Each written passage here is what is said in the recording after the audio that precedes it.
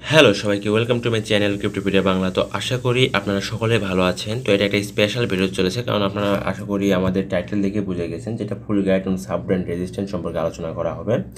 তো এই সম্পর্কে আলোচনা করার আগে সর্বপ্রথম যে বিষয়টা জানতে হবে সেটা হচ্ছে যে আসলে আমরা যখন ট্রেডিং করতেছি বা আমরা ট্রেডিং করে যেহেতু ইনকাম করতে চাই, সুতরাং অবশ্যই আমাদের এই টেকনিক্যাল অ্যানালাইসিস সম্পর্কে একটা ভালো আইডিয়া থাকতে হবে, কারণ টেকনিক্যাল অ্যানালাইসিস ছাড়া আমরা মার্কেটের কোনো মুভমেন্টই বুঝতে পারবো না, কখন এন্ট্রি নিতে হবে, কখন এন্ট্রি ক্লোজ করতে হবে, কিছুই বুঝতে পারবো না। আর যখন আপনি বুঝতে পারবেন না তখন দিন শেষে কিন্তু আপনি লস খাবেনই। আর আপনি যদি এজ এ ট্রেডার হতে চান বা ট্রেডিং করে যদি লাইফে ভালো কিছু করতে চান, তো সেক্ষেত্রে অবশ্যই আপনাকে কিন্তু এই আপনার টেকনিক্যাল অ্যানালাইসিসগুলো শিখতে কিন্তু অবশ্যই মাস্ট শিখতেই হবে।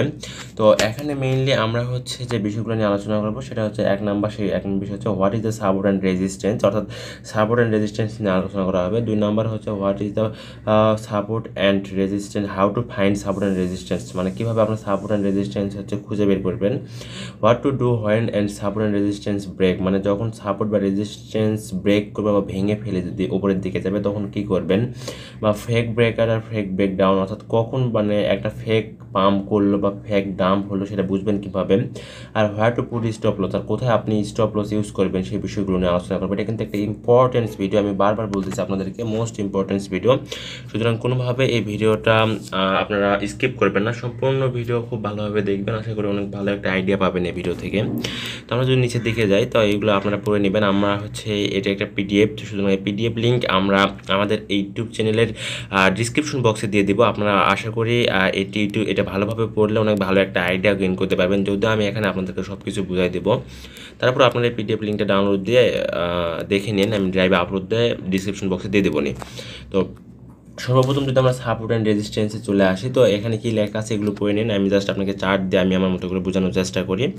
তো এখানে আপনি একটা চার্ট দেখতে পাচ্ছেন, এখানে মেইনলি আমরা সাপোর্ট অ্যান্ড রেজিস্ট্যান্স সম্পর্কে আইডিয়া পাবো। তো নিচের দিকে দেখেন সাপোর্ট লাইন লেখা আছে, ওপরের দিকে রেজিস্ট্যান্স লাইন লেখা আছে। এই তীর চিহ্ন নিচে দেখেন একটা রশি টানা আছে, দেন আবার হচ্ছে আপনার সাপোর্ট লাইনের নিচে দেখবেন যে একটা রশি টানা আছে। তো এই জিনিসগুলো ভালোভাবে লক্ষ্য করবেন, এখানে কি ঘটছে ভালো করে দেখবেন। তো এখানে যদি লক্ষ্য করেন তাহলে দেখবেন যে মার্কেট প্রত্যেকবার একটা ওপরে গেছে, ওপরে যাওয়ার পর নিচে আসার পরে এই বিন্দুতে আসার পরে এখান থেকে আবার ফির বিভিন্নভাবে যা আবার উপরে যায়, আবার নিচে আবার এই বিন্দু থেকে আসছে, আবার যায় আবার এই বিন্দু থেকে আসছে। দেখেন এই বিন্দুতে আসার পরে আবার এখান থেকে উপরে যায়, আবার এই বিন্দুতে আসছে। অর্থাৎ বারবার একটা রশি টানলে দেখা যায় বারবার একটা বিন্দুতে আসছে বারবার, কিন্তু এখান থেকে এসে আবার উপরের দিকে চলে গেছে। আর যখনই আপনি দেখবেন যে এইরকম মানে একটা রশি টানার পরে দেখবেন যে বারবার সাপোর্ট, এটা হচ্ছে আপনার এই বিন্দুতে আসছে, মার্কেটটা আসার পরে এখান থেকে ওপরে গেছে, আর নিচে আসার সম্ভাবনা খুব কম বা নিচে আসে নাই, তো সেই ক্ষেত্রে আপনি বুঝতে পারবেন যে এটা সাপোর্ট। আর সবসময় নিচের দিকে সাপোর্ট থাকবে, ওপরের দিকে এরকম কোনো অপশন থাকলে সেটা হবে রেজিস্ট্যান্স। অর্থাৎ সেমভাবে আপনি একটু ইজিলি এটা বুঝতে পারবেন যে এখানে দেখেন বারবার মার্কেট এখানে আসছে, দেন নিচের দিকে আসার পর আবার এখানে যায়, আবার ওপরে গেছে, এখানে একটু উপরে উঠছে, দেন আবার নিচে আসে, আবার উপরে গেছে, এখান থেকে আবার নিচে আসে, আবার এখানে গেছে। ওরা দেখেন বারবার এইদিকে একটা স্ট্রাইট লাইন বা হচ্ছে সরলরেখা আঁকলে কিন্তু দেখবেন বারবার ওপরে এই বিন্দুতে যাওয়ার পরে এটা কিন্তু এখান থেকে ডাম্প করছে, অর্থাৎ এখান থেকে এটা কিন্তু ব্রেকআউট হইতে পারে নাই, অর্থাৎ এখান থেকে কিন্তু ভেঙে ওপরের দিকে যাইতে পারে নাই। সুতরাং এটা একটা রেজিস্ট্যান্স। আর রেজিস্ট্যান্স এটাকে কেন সাপোর্ট বলতেছি না আর এটাকে কেন রেজিস্ট্যান্স বলতেছি না, আপনারা জানেন যে রেজিস্ট্যান্স মানে হচ্ছে বাধা, আর হচ্ছে সাপোর্ট মানে হচ্ছে আপনাকে, যাই হোক সাপোর্টের বাংলা যাই হোক শোনেন, এটা হচ্ছে বিষয়। তো সাপোর্ট মেইনলি হচ্ছে আপনাকে এই বিন্দুটাতে বা এই সরলরেখা বরাবর আপনাকে একটা সাপোর্ট দিতে বা উপরের দিকে ধরে আসে, যার জন্য আপনার এটা নিচের দিকে আসতে পারতেছে না। অর্থাৎ ওপর থেকে যখন একটা চাপ আসতেছে তখন এই সাপোর্ট লাইনটা এটা একটা ধরে মানে একটা উপরের দিকে ধরে আসে, বিষয়টা এইরকম, যার জন্য আপনার এটা ভেঙে নিচের দিকে আসতে পারতেছে না। আর যখনই ভেঙে নিচের দিকে চলে আসবে তখনই ভাবেন এটা ব্রেক ডাউন হয়েছে, অর্থাৎ সাপোর্ট লাইনটা ভেঙে গেছে, বুঝছেন, এটা হচ্ছে বিষয়। তো আর ওপরের দিকে যেহেতু এই রেজিস্ট্যান্স লাইন যেটা আছে সেটা সবসময় উপরের দিকে থাকবে রেজিস্ট্যান্স লাইন। আর রেজিস্ট্যান্স লাইন যখন বারবার হচ্ছে রিটেস্ট করবে বা এখান থেকে ব্রেকডাউন করবে তখন একটা স্ট্রং একটা রেজিস্ট্যান্স লাইন তৈরি হবে। আর যখন এই রেজিস্ট্যান্স লাইন ভেঙে উপরের দিকে চলে যাবে, যার পর একটা ডেলি ক্যান্ডেল ক্লোজ করবে, তখন ভাববেন রেজিস্ট্যান্স লাইনটা ব্রেক আউট হয়ে গেছে। এটাই হচ্ছে বিষয়। আর ব্রেকআউট হয়ে গেছে, আর এখান থেকে যদি নিচের দিকে চলে যায়, রেজিস্ট্যান্সের উপরে যখন কিছু থেকে যখন ব্রেকডাউন হয় তখন সেটাকে বলবো আমরা ব্রেকডাউন। যেমন তখন যখন ব্রেকডাউন হয়ে যাবে তখন সেটা সাপোর্ট হিসেবে কাজ করবে। তো আরও নিচের দিকে গেলে বিষয়টা আরও ক্লিয়ার হতে পারবেন। চলো নিচের দিকে যাওয়া যাক। নিচের দিকে গেলে আমরা দেখবো হরিজন্টাল সাপোর্ট লাইন এখানে দেওয়া আছে। তো হরিজন্টাল সাপোর্ট লাইন বিষয়টা হচ্ছে যে আপনি হচ্ছে যখন একটা মার্কেট যখন বারবার হচ্ছে ওপর দিকে যাবেন, ওপর দিকে একটা ওয়ান ডে ক্যান্ডেল সেটা বিটিসি ইউএসডিটি একটা চার্ট দেওয়া আছে এখানে। তো এখানে যখন দেখতে পাচ্ছেন যে মার্কেট কিন্তু একটা ওয়ান ডে চার্টে কিন্তু একটা হিউজ পাম্প করে আবার এখান থেকে একটা বিভিন্নভাবে ডাম্প করছে, বাট ডাম্প করার পরও কিন্তু দিন শেষে কিন্তু একটা বিশাল একটা সাপোর্ট গঠন করে নিয়েছে, অর্থাৎ এর নিচে কিন্তু যায় নাই। চাইলেই কিন্তু এখান থেকে উপরে যাওয়ার পর যখন ডাম্প করছে, ডাম্প করার পর কিন্তু এটা কিন্তু এখানে না এসে এখান থেকে কিন্তু আরও নিচে যাওয়া পারতো, অর্থাৎ এখান থেকে আরও নিচে এই দিকে আসা পারতো, এই দিকে আসার পরে কিন্তু আবার এটা কিন্তু উপর দিকে যায়, কিন্তু এদিকে যাওয়া পারতো, বাট না, এখান থেকে এমন একটা সাপোর্ট লাইন তৈরি করছে এটা কিন্তু এটার নিচে আসে না, অর্থাৎ মার্কেট অনেক উপরে গেছে, তারপর একদম ডাম্প করছে, দিন শেষে আবার আপে আবার ডাম্প, আবার আপে আবার আরও ডাম্প করতেছে, আবার আপে আরও ডাম্প করতেছে। যতই ডাম্প করুক দিন শেষে কিন্তু আপনার যে হরিজন্টাল যে সাপোর্টটা আছে, হরিজন্টাল সাপোর্ট কিন্তু কখনোই ব্রেকডাউন বা ভেঙে নিচের দিকে আসতে পারে নাই। যেহেতু আসতে পারে না, সুতরাং আমরা এটা বুঝতে পারতেছি এটা একটা স্ট্রং সাপোর্ট, যেটাকে মেইনলি হরিজন্টাল সাপোর্ট বলা হয়। আর সেমভাবে যখন আপনি হরিজন্টাল রেজিস্ট্যান্সের দিকে যাবেন তখন আপনি এখান থেকে দেখতে পারবেন যে এখানে কী ঘটছে। এখানে যদি আপনি দেখেন তাহলে দেখবেন বারবার কিন্তু মার্কেট হচ্ছে আপনার একটা লাইন্স মানে সাপোর্ট লেভেল বরাবর গেছে, যা এখানে কিন্তু বিশাল একটা হিউজ সাপোর্ট গঠন করে নিয়েছে, বাট তারপরেও দিন শেষে কিন্তু আপনার সেই সাপোর্ট বরাবর যাওয়ার পরেও কিন্তু এটা ব্রেকআউট করতে পারে নাই, অর্থাৎ এটা দিন শেষে বা সব কিছু মিলাই এই সাপোর্ট লেভেলের নিচেই রয়েছে, যার জন্য এটা একটা হরিজন্টাল রেজিস্ট্যান্স সাপোর্ট বলে ফেলেছি। যাই হোক, হরিজন্টাল রেজিস্ট্যান্স তৈরি করে নিয়েছে, অর্থাৎ আপনি যদি দেখেন যে এখানে যে বারবার রিটেস্ট করছে এই লাইনগুলোতে, রিটেস্ট করার পরেও দিন শেষে এটা কখনোই ওপরে যাইতে পারে নাই।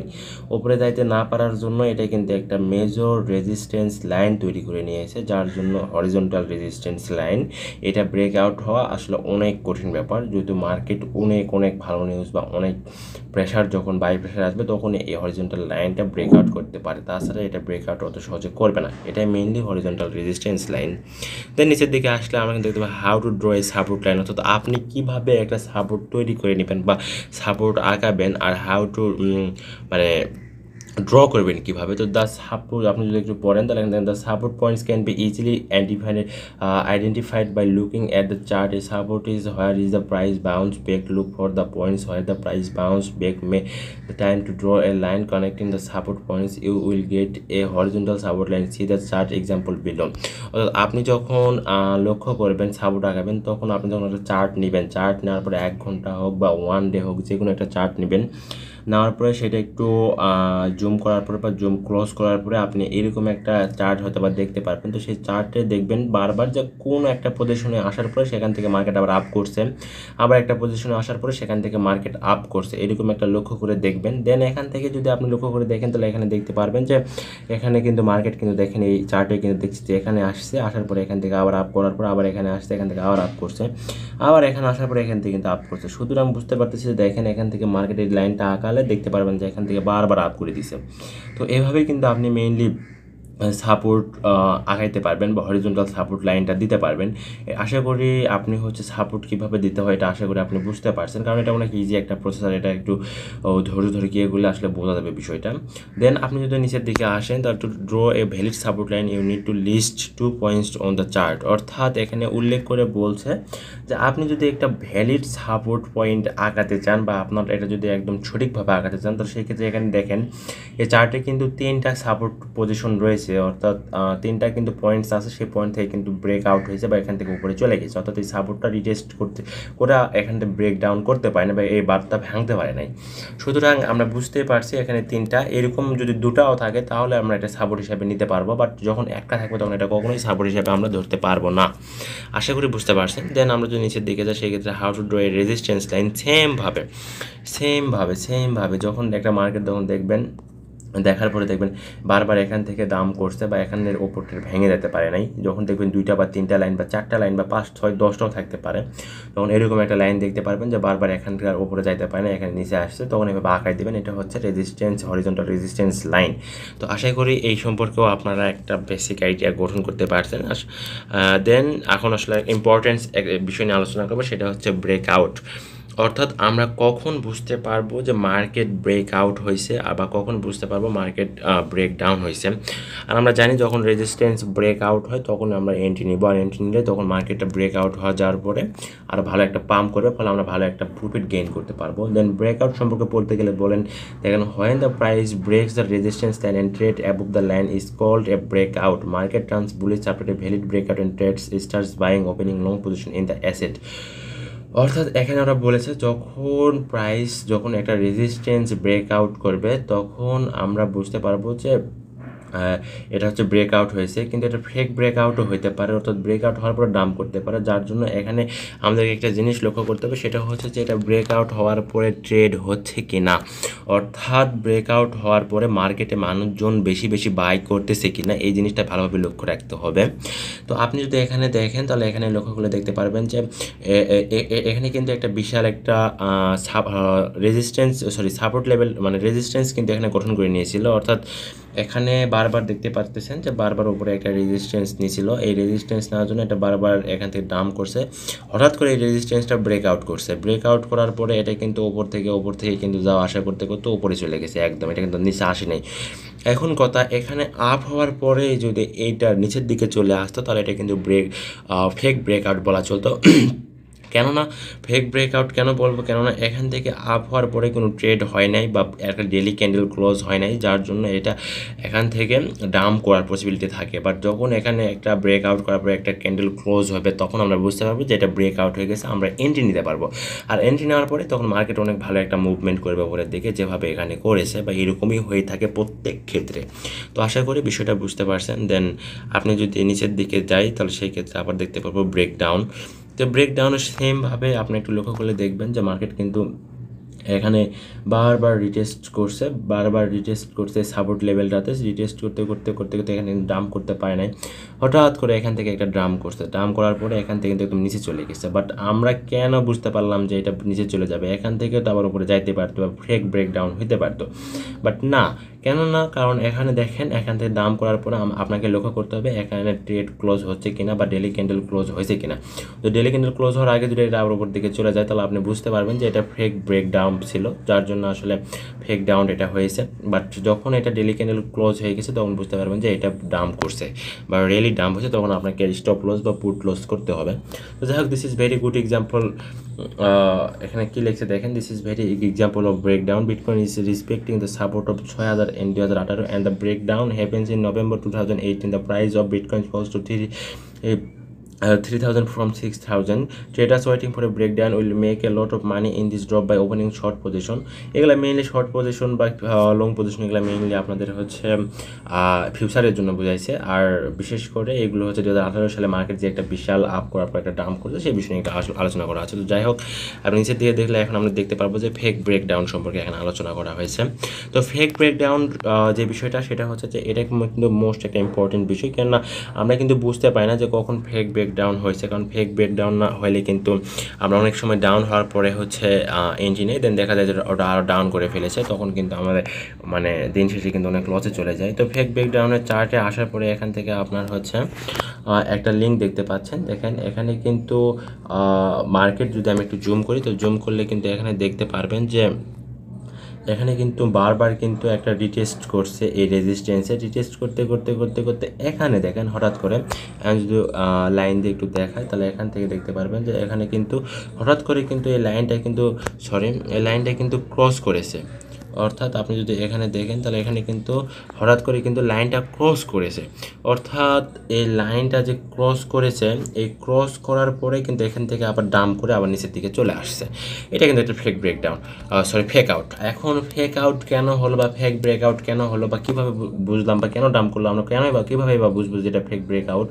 এর জন্য আমি আপনাকে বলবো যে এখান থেকে যখন দেখতেছেন যে এই সাপোর্ট লেভেলটা যখন আছে, যখন এটা আস্তে আস্তে ব্রেকআউট করতে হঠাৎ করে এটা যখন আপ করেছে করতেছে, তখন ভুলেও আপনি এন্ট্রি নেবেন না। তারপর আপনি দেখবেন যে এখানে তারপর ট্রেড হচ্ছে কিনা বা একটা ডেলি ক্যান্ডেল ক্লোজ হয়েছে কিনা, একটু সময় নেবেন, একটু ধৈর্য ধরবেন, কেন এখানে ধৈর্যই মোস্ট ইম্পর্ট্যান্ট বিষয়, কারণ ধৈর্যের জন্য আপনি ট্রেডিংয়ে সফলতা অর্জন করতে পারবেন। তো যখন এটা একটা ডেলি ক্যান্ডেল ক্লোজ করতো, তাহলে এটা অবশ্যই এখান থেকে উপরের দিকে এইভাবে চলে যেত, যেমনটা এখানে চলে গেছে। বাট এখানে ডেলি ক্যান্ডেল ক্লোজ হলে কিন্তু এখানে ডেলি ক্যান্ডেল ক্লোজ হওয়ার আগে আবার ডাম্প করছে, যার জন্য এটা আবার সাপোর্ট রেজিস্ট্যান্সটা কিন্তু ব্রেকআউট করতে পারে না, বাট এখানে যায় কিন্তু আবার করছে।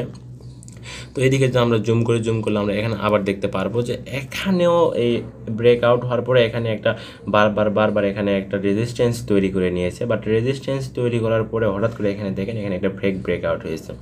এগুলো কিন্তু মারাত্মক একটা বিষয়, কারণ আমরা যখন আপ দেখি তখন ভাবে এটা আরও আপ হবে, তখন যখন আবার আপ দেখি বা এই হচ্ছে রেজিস্ট্যান্সটা যখন আপ হয়ে যায় তখন ভাবে আরও আপ হবে, তখন আমরা ভুল করে কিনে ফেলি। বাট না, আপনাকে এখানে একটা ডেলি ক্যান্ডেল ক্লোজ না হওয়া পর্যন্ত আপনি এখানে কোনো এন্ট্রি নিতে পারবেন না, আর এন্ট্রি নিলে দিন শেষে যে এখানে চলে যাবে আর লস খেয়ে যাবেন। সুতরাং এগুলো থেকে সাবধান থাকবেন। আশা করি এই সম্পর্কে আপনি অনেক ভালোভাবে ক্লিয়ার হয়ে গেছেন। দেন ফেক ব্রেকডাউন সেমভাবে, সেম প্রসেস, সেম সিস্টেম, দেখেন সেমভাবে যদি জুম করে দেখায় তার সেমভাবে, আমি আসলে ভিডিওটা লং করতে চাচ্ছি না। তো এই সেমভাবে দেখেন এখানে একটা হচ্ছে সাপোর্ট লেভেল তৈরি করে নিয়েছে, বাট দিন শেষে এই সাপোর্ট লেভেল এখানে ভাঙার পর ডেলি ক্যান্ডেল ক্লোজ না হওয়ার আগেই বা ডেলি ক্যান্ডেল ক্লোজ হওয়ার আগেই এটা আবার উপর দিকে পাম্প করেছে, যার জন্য এখানে একটা ফেক ব্রেকডাউন হয়ে গেছে। আশা করি বুঝতে পারছেন। দেন নিচের দিকে চলে গেলে আর where to put stop loss, এটা মেবি আমাদের লাস্ট স্টেপ। তো স্টপ লস কখন ইউজ করবেন বা কীভাবে ইউজ করবেন সেগুলো বিষয় নিয়ে আমি হচ্ছে আপনাদেরকে আমি আমার মতামতটা বিষয়টা আপনাদেরকে জানাবো। তো এখানে যদি আপনি লক্ষ্য করে দেখেন, তাহলে আমি আপনাকে চার্ট দিয়ে বোঝানোর চেষ্টা করি। দেখেন এখানে যদি জুম করি তাহলে আপনি এখান থেকে দেখতে পারবেন যে এখানে কিন্তু একটা রেজিস্ট্যান্স হিসেবে এটা কিন্তু ছিল। দেখেন এখানে বারবার মার্কেট গেছে, তারপর এখান থেকে ডাম্প করছে, আবার এখানে গেছে, এখান থেকে ডাম্প করছে। তো এখানে যদি আমরা হচ্ছে সাপোর্ট লেভেল দাগাই, তো সেই ক্ষেত্রে কিন্তু আমরা এখানে এভাবে একটা সাপোর্ট লেভেল দাগাই দিতে পারবো। হ্যাঁ, কারণ দেখেন এখানে একটা টাচ করছে, এখানে টাচ করছে, সুতরাং এটা কিন্তু একটা সাপোর্ট লেভেল হিসেবে তৈরি করছে। আর এখানে কিন্তু এখানে কিন্তু আপনার রেজিস্ট্যান্স কিন্তু এটা কাজ করতেছে। তো এই রেজিস্ট্যান্স কিন্তু হঠাৎ করে দেখেন এখানে একটা ফেক ব্রেকআউট হয়ে গেছে, দেখেন এখান থেকে আবার ডাউন করছে, ডাউন হয় কিন্তু আবার এখানে একটা রেজিস্ট্যান্স তৈরি করে নিয়েছে।